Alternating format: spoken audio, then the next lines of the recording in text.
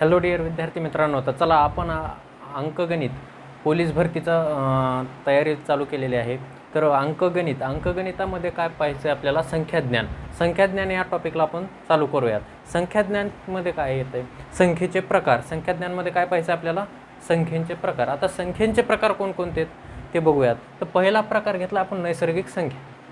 संख्येच्या प्रकारामध्ये पहिला प्रकार नैसर्गिक संख्या. आता नैसर्गिक संख्या कोणाला म्हणायचं?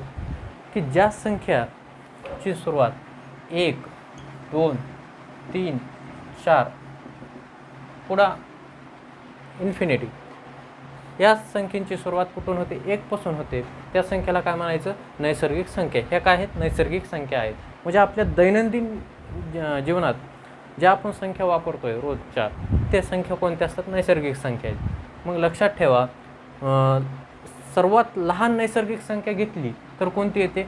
n म्हणजे नॅचरल. नैसर्गिक संख्येचा सिम्बॉल काय आहे? तर n आहे. तर बघ, सर्वात लहान नैसर्गिक संख्या घेतली तर कोणती येते? 1 येते.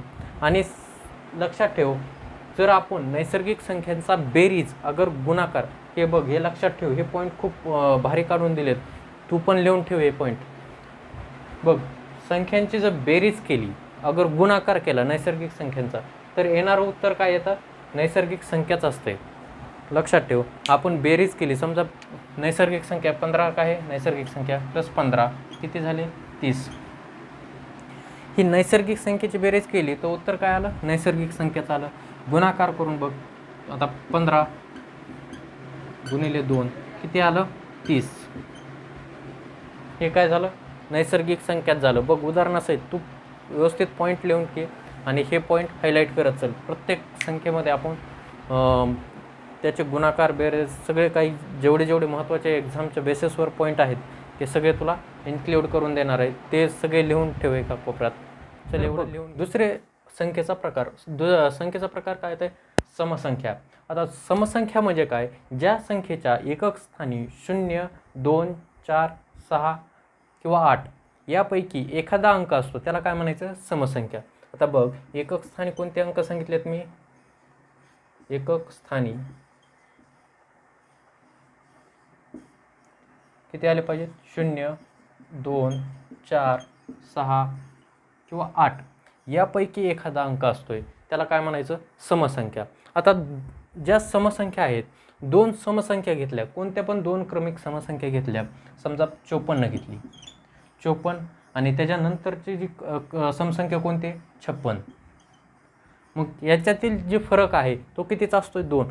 कुठल्या पण 2 समसंख्या घे, क्रमाने येणाऱ्या 2 समसंख्या घेतल्या तर त्यांच्यातील फरक किती असतोय? 2चा असतोय. लक्षात ठेव.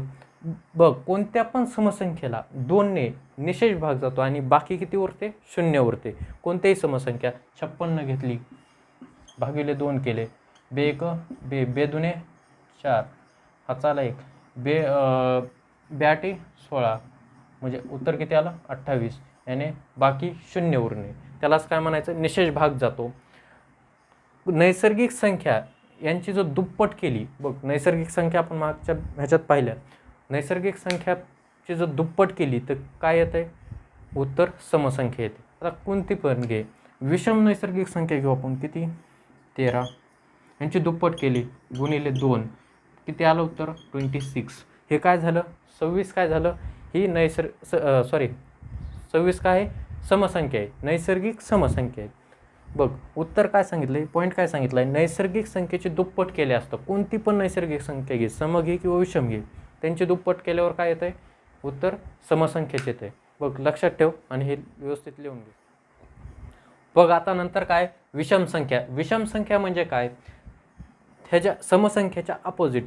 बघ, काय करायचं? एकक स्थानी आता कोणते अंक आले पाहिजेत? उरलेले कोणते? 1, 3, 5, 7 आणि 9 यापैकी एखादा अंक जर एकक स्थानी आला तर त्याला काय म्हणायचं? समसंख्या, विषम संख्या. बघ, विषम संख्येचं उदाहरण घेतलं, ही काय झाली? विषम संख्या. एकक स्थानी किती आलाय? 9 आलाय. काय झाली? विषम संख्या. कारण एकक स्थानी किती आलाय? 7 हा अंक आलाय. हे काय झाले? विषम संख्या. यांना काय म्हणायचं? विषम संख्या. बघ, दोन क्रमिक विषम संख्येतील फरक सुद्धा 2चाच असतोय. दोन क्रमिक विषम संख्या घेतल्या, समजा 11 घेतली आणि 13 घेतली, यांच्यात फरक कितीचा यायला लागलाय? 2चा फरक येतोय. मग दोन क्रमिक फक्त क्रमाने येणारे पाहिजेत विषम संख्या, त्यांच्यातील फरक कितीचा असतोय? 2चा असतोय. विषम संख्येला जर 2ने भागलं तर बाकी किती उरते? हमखास 1 बाकी उरते. लक्षात ठेव ही पॉईंट. विषम संख्येला 2ने भागल्यास बाकी 1 उरते. पुन्हा हा एक महत्त्वाचा पॉईंट आहे, विषम संख्येची बेरीज कर किंवा वजाबाकी कर, येणारं उत्तर हे समसंख्या असतं. बघ, विषम संख्या घेतल्या 2, कोणत्या घेतल्या? समजा 11 + 11 किती झाले? 22. 22 ही काय? समसंख्या आहे. कोणती पण घे, वजाबाकी कर, 11 - 11 कर, यांनाच मायनस कर, किती येत आहे? 0 येत आहे. उत्तर काय आलं आहे? समसंख्या आलं आहे. 0 ही काय आहे? समसंख्या आहे. बरोबर आहे. तर बेरीज व वजाबाकी केल्यास विषम संख्येची उत्तर काय येतं आहे? समसंख्या येते. लक्षात ठेव, एवढे पॉईंट लिहून घे आणि सगळ्या नोट्स काढत चल, तुझ्या मित्रांना व्हिडिओ. नंतर बघूयात मूळ संख्या. आता मूळ संख्या म्हणजे काय? बघा, मूळ संख्या म्हणजे काय? ज्या संख्येला 1ने किंवा त्याच संख्येने भाग जातो. काय म्हणतोय? 1ने किंवा त्याच संख्येने किंवा त्याच संख्येने भाग जातो.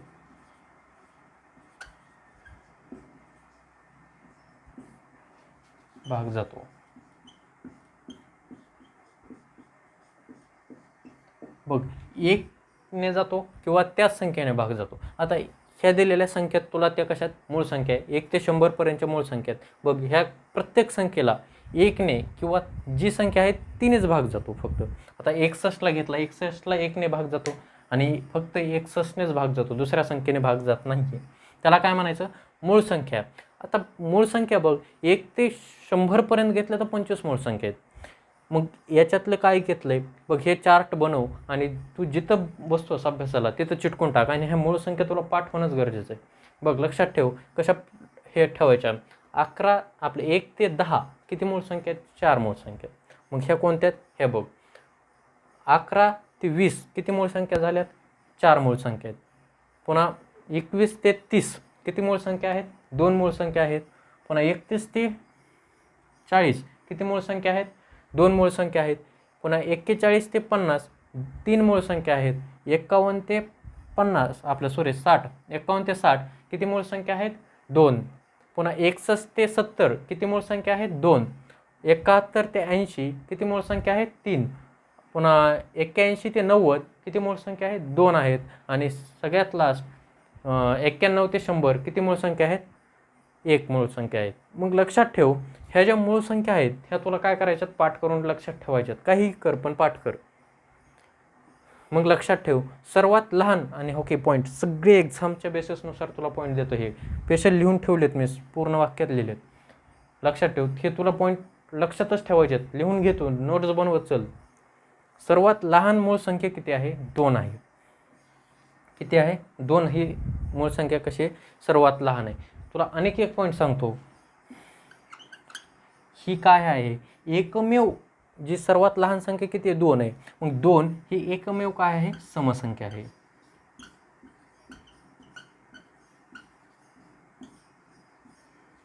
बघ, 2 ही एक आहे, एकमेव समसंख्या आहे. बाकीच्या सगळ्या संख्या कशा आहेत? विषम संख्या आहेत. तू पाहिलं आता समसंख्या शिकवल्यात, विषम संख्या पण शिकवल्यात. बघ, 2 ही फक्त काय आहे? समसंख्या. बाकी सगळ्या विषम संख्या आहेत. बघ, 1 ही संख्या मूळ संख्या नाही. बघ, संयुक्त संख्या पण नाही ही आणि मूळ संख्या पण नाही आहे. संयुक्त संख्या तुला पुढं घेऊयात आपण लगेच. बघ, 1 ही संख्या काय आहे? मूळ संख्या पण नाही आणि संयुक्त संख्या पण नाही. 1 ते 100 पर्यंत किती मूळ संख्या आहेत? टोटल 25 आहेत. बघ, या मोज काउंट कर सगळ्या किती आहेत? 25 मूळ संख्या आहेत. आणि त्यांची जर बेरीज केली तर किती येते? 1060. पुन्हा 1 ते 50 पर्यंत किती मूळ संख्या आहेत? बघ, 1 ते 50 पर्यंत इथपर्यंतच्या मूळ संख्या घे, इथं किती आहेत? 15 मूळ संख्या आहेत. आणि त्यांची बेरीज केली तर किती येते? 328 येते. मग तुला एक काम देतो मी, 2 प्रश्न विचारतो, एक प्रश्न मी सांगतो, एक प्रश्न तू सांग. 1 ते 50 झालं. आता 51 51 ते 100 मूळ संख्या किती आहेत? 10 आहेत. मग या 10 मूळ संख्या ज्या आहेत उरलेल्या, ह्या 10 मूळ संख्येचं तू काय करायची, बेरीज किती येते ते मला सांगायचं. बेरीज काय करतो कमेंटमध्ये सांग.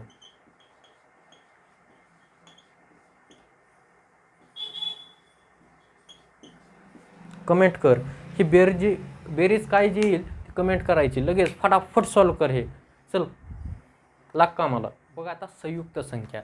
संयुक्त संख्या म्हणजे काय, ज्या संख्ये, ऐकून घे, संयुक्त संख्या म्हणजे काय, ज्या संख्येला 2 किंवा 2 पेक्षा जास्त संख्येने, 2 संख्या असतील किंवा 2 पेक्षा जास्त संख्येने भाग जातो, बघ त्यांना काय म्हणायचं.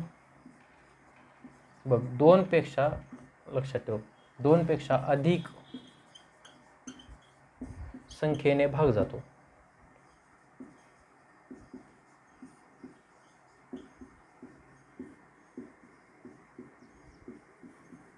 बघ 2 पेक्षा अधिक संख्येने जर भाग गेला त्याला काय म्हणायचं, संयुक्त संख्या. आता 1 ते 100 पर्यंत संयुक्त संख्या घेतल्या तर किती येतात, 74. बघ 1 ते 100च्या संयुक्त संख्या,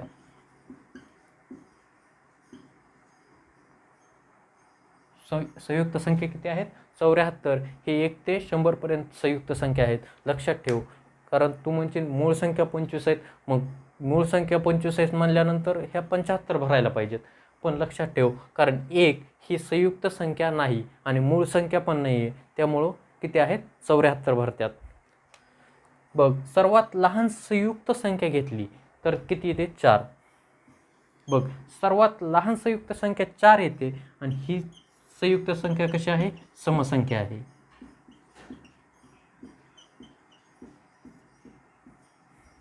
आणि सर्वात लहान विषम संयुक्त संख्या घेतली, कशी, बघ विषम संयुक्त संख्या, तर सर्वात लहान विषम संयुक्त संख्या किती आहे, 9 आहे. हे लक्षात ठेव, सर्व पॉईंट व्यवस्थित लिहून घे. आणि तर आता आपण मूळ संख्या पण पाहिल्या आणि संयुक्त संख्या पण पाहिल्या. आता त्याच्यावरच आधारित एक घटक आहे जोडमूळ संख्या. तर जोडमूळ संख्या म्हणजे काय, तर लक्षात ठेव, जोडमूळ संख्या म्हणजे 2 मूळ संख्याच्या दरम्यान, आता 2 मूळ संख्या घेतल्या आपण, समजा कोणत्या पण 2 मूळ संख्या घे आणि त्याच्याच दरम्यान एक संयुक्त संख्या असेल तर त्याला काय म्हणायचं, जोडमूळ संख्या म्हणायचं. बघ कोणत्या पण 2 आपलं हे घे, 3 व 5. आता 3 घेतली आणि 5 घेतली, याच्यामध्ये एक संख्या आहे कोण, 4. पण ही 4 संख्या कशी आहे, संयुक्त आहे, संयुक्त आहे. आणि त्यालाच काय म्हणायचं, जोडमूळ संख्या. 3 व 5ला बघ 5 व 7 घे, ही काय झाली, जोडमूळ संख्या झाली. पण याच्या दरम्यान एक काय आहे, संयुक्त संख्या आहे. मग कोणती आहे, बघ 5 आणि 7च्या मध्ये 6. मग लक्षात ठेव, डेफिनेशन काय बनते, त्याची व्याख्या, 2 मूळ संख्यांच्या दरम्यान एक संयुक्त संख्या असल्यास, बघ 2 मूळ संख्या आहेत बरोबर आहे, त्यांच्यामध्ये एक संयुक्त संख्या आहे, त्यालाच काय म्हणायचं, जोडमूळ संख्या.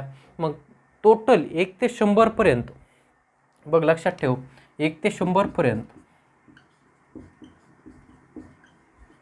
ते 100 पर्यंत टोटल किती आहेत, 8 जोड्या आहेत, 8 जोड्या आहेत, किंवा 8 जोडमूळ संख्या आहेत असं म्हण, जोडमूळ संख्यांच्या जोड्या आहेत.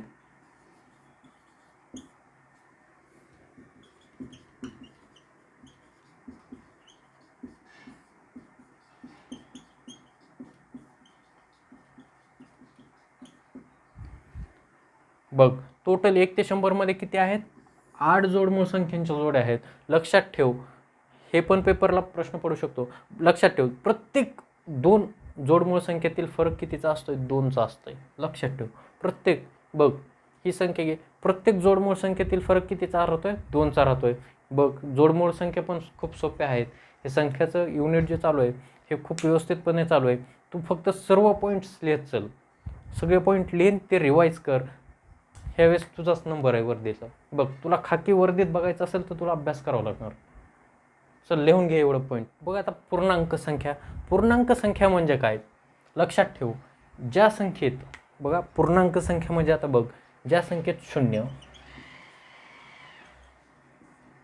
शून्याच्या इकडं कोण असते धन, इकडं कोण असते ऋण,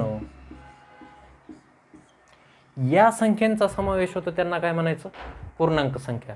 म्हणजे बघ शून्य धन म्हणजे काय पॉझिटिव्ह, 1 2 3 4 पुढं. ऋण म्हणजे काय निगेटिव्ह, -1 -2 -3 पुढे इकडे इन्फिनिटी. मग लक्षात ठेव ज्या संख्येमध्ये शून्य ह्या धनसंख्या आणि ह्या ऋण संख्या यांचा समावेश होतो त्या संख्येला काय म्हणायचं पूर्णांक संख्या. पूर्णांक म्हणजे पूर्णांक. लक्षात ठेव ज्या संख्येत शून्य पण येतंय, ज्या संख्येत धन पण येतंय आणि ज्या संख्येत ऋण पण निगेटिव्ह संख्या मायनस सिम्बॉल येतोय त्या संख्येला काय म्हणायचं ऋण आपलं पूर्णांक संख्या. लक्षात ठेव, हे लक्षात ठेव एवढं, ही व्याख्या लिही. पुन्हा सर्वात मोठी ऋण संख्या किती आहे 1. बघ इथला नंबर सगळ्यात मोठा असतोय, 2 1 पेक्षा मोठं आहे, 3 हे 2 बघ 2 संख्या ही 3 पेक्षा मोठी, 1 ही 2 पेक्षा मोठी. जिकडं शून्याच्या जवळ जेवढा अंक असेल ऋण संख्येचा, जेवढं शून्याच्या जवळ असेल तेवढी संख्या कशी असते मोठी असते. आता हिकडली संख्या जी बघ इकडं काय होतंय संख्या लहान लहान होत जाते आणि इकडं संख्या काय होते मोठे मोठे होत जाते. मग सगळ्यात मोठी ऋण संख्या किती राहिली 1.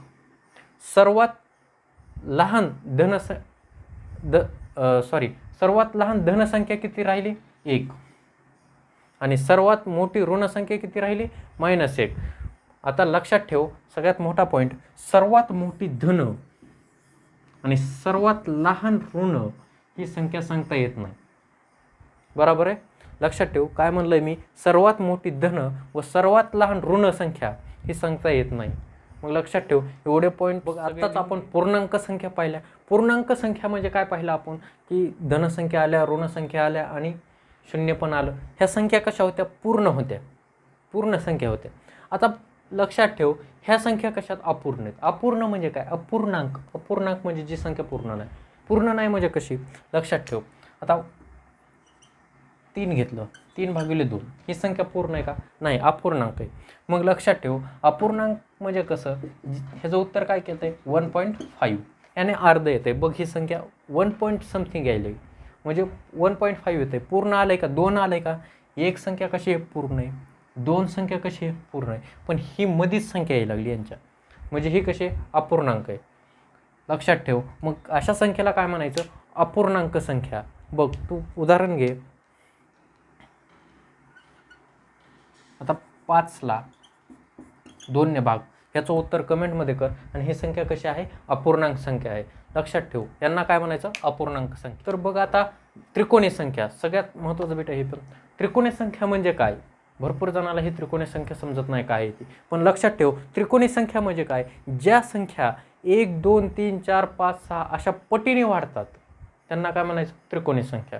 बघ म्हणजे उदाहरण बघ 1 घेतली, 1 + 1 किती, 1 + ह्याच्यात 2 कर किती झाले 3, 3 प्लस आता बघ ह्याच्यात किती केले +2 केले, ह्याच्यात प्लस किती करायचे आता 3 किती व्हायला लागलं 6 बरोबर आहे. ह्याच्यात +4 करू किती होतात +4 केले किती आलं उत्तर 10. ह्याच्यात प्लस किती करावं लागते 5. ह्या सिरियलने करायचे, ह्या नैसर्गिक संख्येच्या पटीने काय करायचं आपल्याला प्लस करायचं चालायचं आहे. येणारं उत्तर काय असेल त्रिकोणी संख्या असेल. ह्याच्यात +5 केले किती येतं आहे 15. ह्याच्यात प्लस किती कर 6 कर 15मध्ये किती येतं आहे उत्तर 21. मग लक्षात ठेव या संख्या कशा आहेत त्रिकोणी संख्या आहेत. प्लस ह्याच्यात पुन्हा आणखी 7 केलं किती येतं आहे 28. लक्षात ठेव यांना काय म्हणायचं त्रिकोणी संख्या म्हणायचं. म्हणजे ज्या संख्या 1 2 3 4 अशा पटीत वाढतात त्यांनाच काय म्हणायचं त्रिकोणी संख्या. आता हे वरच्या बघ त्रिकोणी संख्या आलेल्या आहेत. मग सर्वात लहान त्रिकोणी संख्या किती आहे 1. लक्षात ठेव लहान त्रिकोणी संख्या किती आहे 1 आणि 1 ते 100 पर्यंत 13 त्रिकोणी संख्या आहेत. किती आहेत 13 त्रिकोणी संख्या आहेत. कितीपर्यंत 1 ते 100 पर्यंत. ह्या लक्षात ठेव.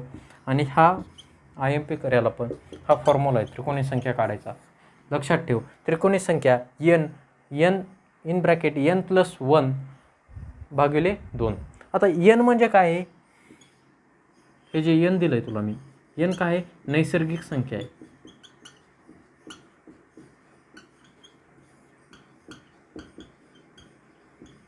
लक्षात ठेव, ह्या नैसर्गिक संख्या आहेत ते म्हणजे काय, n. आलेलं उत्तर काय असेल, त्रिकोणी संख्या. ह्याच्यातून लक्षात ठेव, फॉर्म्युला व्यवस्थित लिह आणि हे सगळे पॉईंट व्यवस्थित लिह. एकदा वाचत चल, सगळे पॉईंट वाचत चल. तुला नैसर्गिक संख्या, मूळ संख्या सांगितले तर मूळ संख्येचा पूर्ण चार्ट दिलता, तो कुठेतरी चिटकव. तो जिथं अभ्यासाला बसतो तिथं तो चिटकवून ते वाचत बस, रोज वाचत बस. सर्व तुझ्या जे काही मित्र आहेत त्यांना पण खाली ग्रुपची लिंक मी देतोय, त्या ग्रुपला जॉईन कर. त्याच्यावर सगळं भरतीचं अपडेट येत राहते, प्लस अभ्यासक्रम त्याच्यावर मी टाकतोय. जे याचे PDF फॉर्मॅट आहेत ते सुद्धा त्याला त्याच्यावर मिळून जातील. घे लिहून सगळं. तर चल बघूयात आता परिमेय संख्या. परिमेय संख्या म्हणजे काय बघ, त्याच्यात 3 प्रकार पडतात परिमेय संख्येमध्ये. आता परिमेय संख्येत पहिला प्रकार कोणता आहे, साध्या परिमेय संख्या. साध्या परिमेय संख्या म्हणजे काय, लक्षात ठेव, ज्या संख्येत, आता ही काय परिमेय संख्या आहे, ही काय परिमेय संख्या आहे. बघ लक्षात ठेव, अंश आणि छेद, ह्याच्यात काय पडलं आहे, अंश आणि छेद. ही पण अंश आणि छेदमध्ये आहे. ह्याच्यात खाली काय नसते, म्हणजे किती असतं, 1 असतं. लक्षात ठेव. बट लक्षात ठेव, अंश स्थानी कोणताही नैसर्गिक कोणतीही संख्या घे, पण छेदस्थानी फक्त नैसर्गिक संख्या चालतील. छेदस्थानी काय, 0 आलं नाही पाहिजे. लक्षात ठेव, छेदस्थानी 0 नाही आलं पाहिजे. अंशस्थानी आलं ठीक आहे, पण छेदस्थानी 0 न येणं त्यालाच काय म्हणायचं, साध्या परिमेय संख्या. हे काय आहेत, साध्या परिमेय संख्या. आता ही संख्या सांग बरं, 3/0, ही संख्या परिमेय आहे का नाही, तर ही संख्या परिमेय नाही. लक्षात ठेव, कारण का नाही आहे, छेदस्थानी काय आलं आहे, 0 आलेलं आहे. मग लक्षात ठेव, दशांश परिमेय संख्या म्हणजे काय. आता दशांश परिमेय संख्या म्हणजे ज्या संख्येत दशांश रूप येतं, बरोबर आहे. म्हणजे उदाहरणार्थ घेतलं बघ, 3.4444, ही संख्या पुढे 444 ही रिपीट व्हायला लागली, बरोबर आहे. मग याला काय म्हणायचं, दशांश परिमेय संख्या. एखाद्या संख्येत पुन्हा पुन्हा 30 संख्या येत असेल, किंवा तोच संख्येचा ग्रुप येत असेल, काय म्हणजे तोच संख्येचा ग्रुप येत असेल, त्याला काय म्हणायचं, साध्या आपलं दशांश परिमेय संख्या. ग्रुप म्हणजे कसं बघ, काही संख्येत काय होतं, उत्तर येतं. तर समजा 0.123 1 2 3 1 2 3 1 2 3, ही बघ, हे ग्रुप हे 1 2 3 1 2 3 1 2 3 हे वारंवार यायला लागले. याला काय म्हणायचं, दशांश परिमेय संख्या म्हणायचं, बरोबर आहे. तर लक्षात ठेव, कर्णी परिमेय संख्या नंतरचा प्रकार कोणता आहे, कर्णी परिमेय संख्या. आता कर्णी परिमेय संख्या म्हणजे काय, एखाद्यावर कर्णी करणं का नाही आहे, कारण खेडेगावात चालतं, ह्याच्यावर करणे केले, त्याने त्याच्यावर करणे केले, यातलं नाही. करणी म्हणजे काय, आपण रूट घेतो, बरोबर आहे. वर्गमुळात काढताना संख्या घेतो. आता वर्गमूळ घेतलं तर 4 वर्गमुळात आहे, याचं उत्तर काय आहे, 2, कारण 2चा स्क्वेअर काय आहे, वर्ग काय आहे, 4 आहे, बरोबर आहे. मग हे वर्गात घेतलं, याला काय म्हणायचं, कर्णी परिमेय संख्या, बरोबर आहे. ह्याचं उत्तर काय येतं, समजा 16 घेतलं, हे काय 16 घेतलं तर याचं उत्तर किती येतं, 4. लक्षात ठेव, याला काय म्हणायचं, कर्णी परिमेय संख्या. लक्षात आलंय, सगळं समजलं व्यवस्थित, सगळं नोट डाऊन कर, याच्या टाईप वगैरे उदाहरण.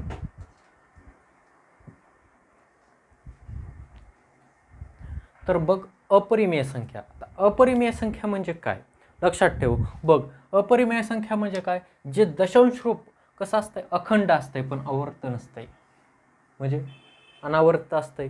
लक्षात ठेव, म्हणजे उदाहरण घेतलं, समजा उदाहरणात घेतलं 2.45432145 काहीतरी येतं, असं भरकटल्यासारखं येतं उत्तर, त्याला काय म्हणायचं, अपरिमेय संख्या. म्हणजे बघ, कोणत्याही संख्या असतात त्या अनलिमिटेड, त्याचं उत्तरच स्टॉप होत नाही, त्याला काय म्हणायचं, अपरिमेय संख्या. पूर्ण वर्ग नसणाऱ्या संख्यांना सुद्धा, पूर्ण वर्ग नसणाऱ्या संख्येची वर्गमूळ असतात, त्यांना पण काय म्हणायचं, अपरिमेय संख्या असतं. उदाहरण घे, सगळ्यात सोपं आहे, 2 रूटमध्ये 2, हे काय आहे, पूर्ण वर्ग संख्या आहे का, नाही. मग ही कोणती संख्या आहे, अपरिमेय संख्या आहे. लक्षात ठेव, उदाहरणार्थ 5. हे काय आहे? अपरिमेय संख्या आहे. मग लक्षात ठेव, नंतरचा पॉईंट काय सांगतोय? पाय ही कशी आहे? अपरिमेय संख्या आहे. आणि लक्षात ठेव, पाय काय आहे? अपरिमेय संख्या आहे. आणि परिमेय व अपरिमेय संख्येची बेरीज कर किंवा वजाबाकी कर, ही कोणती संख्या येते? तर अपरिमेय संख्याच असते. उत्तर काय येतं? अपरिमेय संख्या येते, बेरीज केल्यावर पण आणि वजाबाकी केल्यावर पण. ठीक आहे, समजलंय? तर व्हिडिओला लाईक कर, शेअर कर आणि सबस्क्राईब कर. आणि व्हॉट्सअप ग्रुप जॉईन कर, सगळ्यात महत्त्वाचं. त्याच्यावर सगळे पॉईंट्स येतात, अपडेट येतं आहे काही, आणि इन्फॉर्मेशन त्याच्यावर मी टाकत जाईल. ग्रुपमध्ये लिंक देतो आहे, आपल्या डिस्क्रिप्शन बॉक्समध्ये लिंक देतो आहे मी त्याची. जॉईन कर आणि मित्रांना व्हिडिओ शेअर कर, लाईक कर.